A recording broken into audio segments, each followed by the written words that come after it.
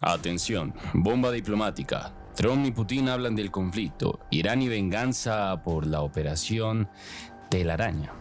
¿Cree que esta conversación entre Trump y Putin marcará un antes y un después en el conflicto de Ucrania? Deje su comentario abajo y suscríbase para más actualizaciones serias y sin filtros. En una orden cargada de tensión internacional, el presidente Donald Trump confirmó una extensa conversación con su homólogo ruso. El diálogo, que duró más de una hora, se centró en dos ejes críticos: el conflicto en Ucrania y las negociaciones nucleares con Irán. Trump fue tajante a pesar de calificar la charla como buena. Admitió que no conducirá a una paz inmediata. Putin, firme, respondió a uno de los episodios más recientes y delicados: la llamada Operación Telaraña, un duro golpe de las fuerzas ucranianas contra la aviación rusa. El líder del Kremlin dejó claro que habrá represalias. Durante la conversación también se abordaron los ataques rusos sobre infraestructura civil ucraniana, que ya han provocado la pérdida de vida de decenas de civiles, un tema que Trump no dejó pasar por alto.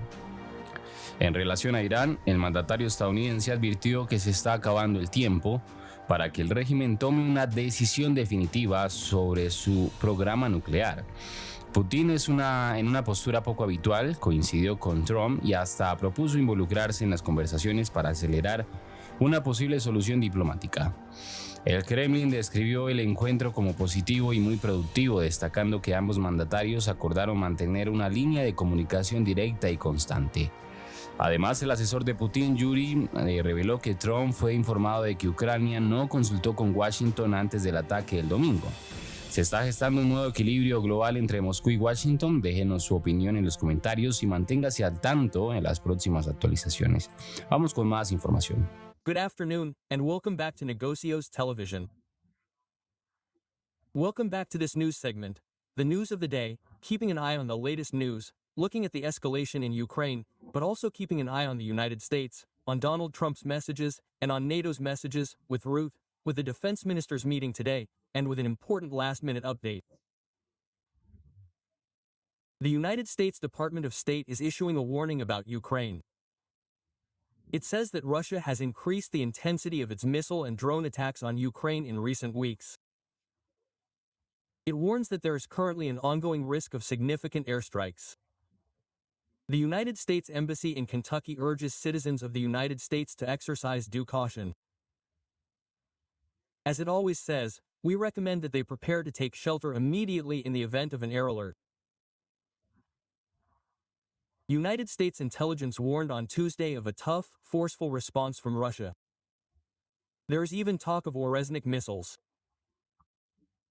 This message is very reminiscent of the last major attack by Russia, as the United States alerts its citizens and warns of continued airstrikes in the coming days. Russian President Vladimir Putin has rejected a possible ceasefire in Ukraine.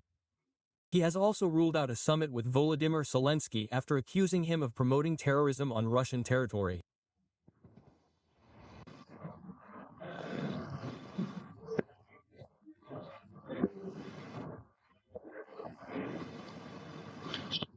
That is the general rule of thumb for 2 to 3 days of human resources management, so it will not happen in the first place.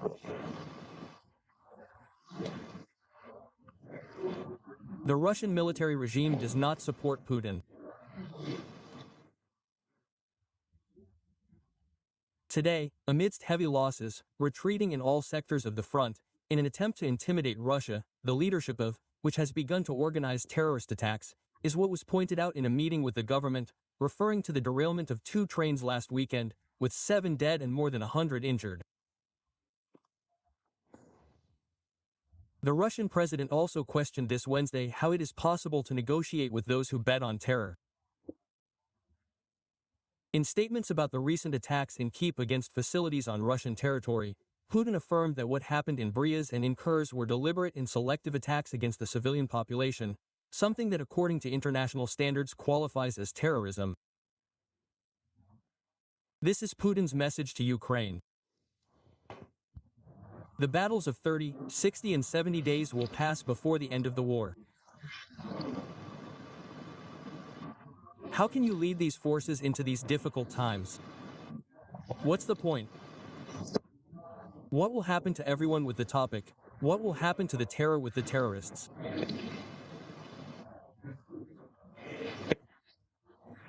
And that they are trying to break the prerequisite for transferring to battle days, which will be used for the purpose of protecting the back of the weapon, for the extension of the mobilization and reception of terrorist agents. The relevant topics were considered Bryansk-Kursk Oblast.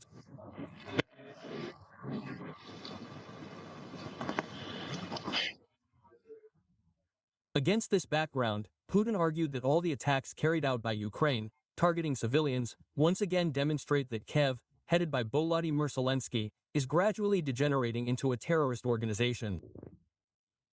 Putin said that his sponsors are becoming accomplices.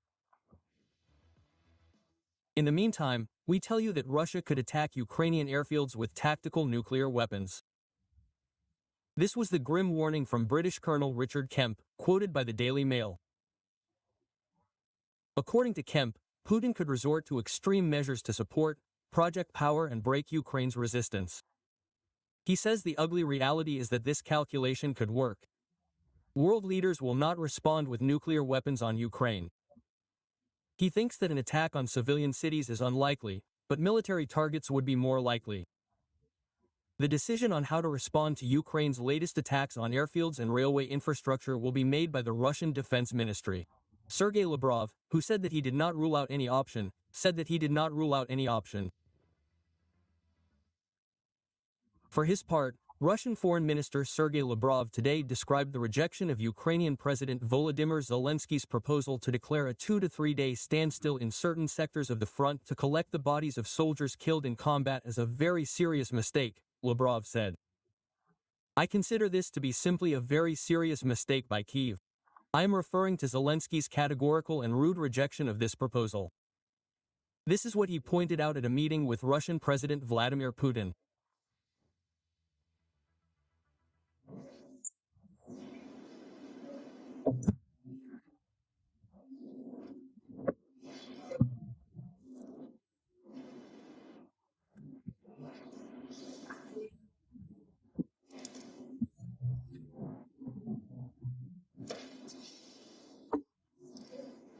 I think it is a mistake on the part of Zelensky.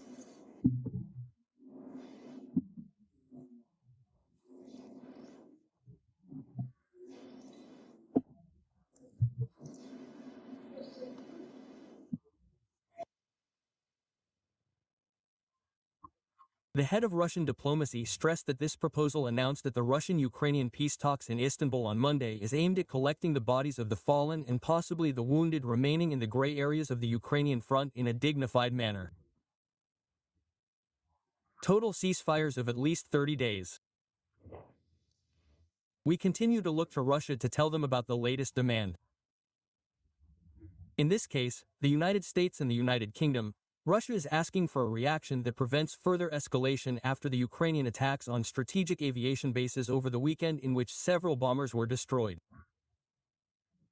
What Russian Deputy Foreign Minister Sergei Ryakov said on Wednesday was, "We call on London and Washington to react in such a way as to stop this new spiral of escalation and bring us closer to common sense and understanding of what strategic stability means."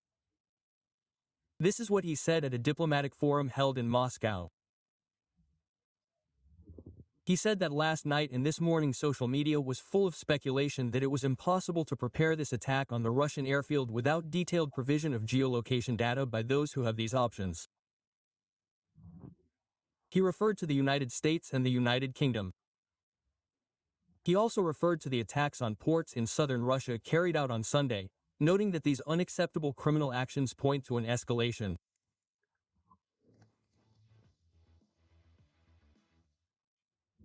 Meanwhile, Russian Foreign Ministry spokeswoman Maria Zakharova spoke out on Wednesday about recent calls by most to defund the UN for its war on freedom of speech. She said that the United States currently owes $3 billion in contributions. She said that Washington behaves according to the principle of forgiveness for everyone to whom it owes money. According to published data alone, Zakharova said, U.S. companies allocated $360 million for the contracts. Unofficially, according to Zakharova's, they would have granted up to $2 billion. We continue to monitor the tension in Ukraine amidst the attacks of the last few hours and also looking at the statements by Volodymyr Zelensky. The Ukrainian president has described Russia's peace memorandum as an ultimatum, emphasizing that it leaves no room for commitments anticipated by Washington.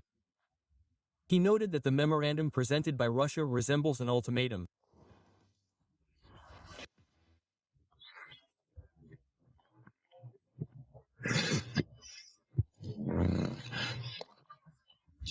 They understand why they failed to provide before the meeting because they were ultimatums and they and anyone at all.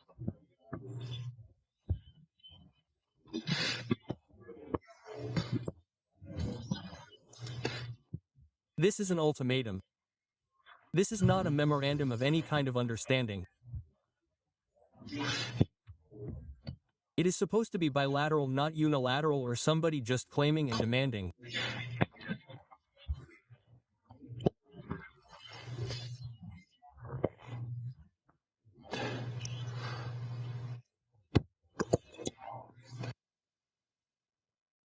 They said that Putin told Trump that it would be feasible. They understand that it is not feasible.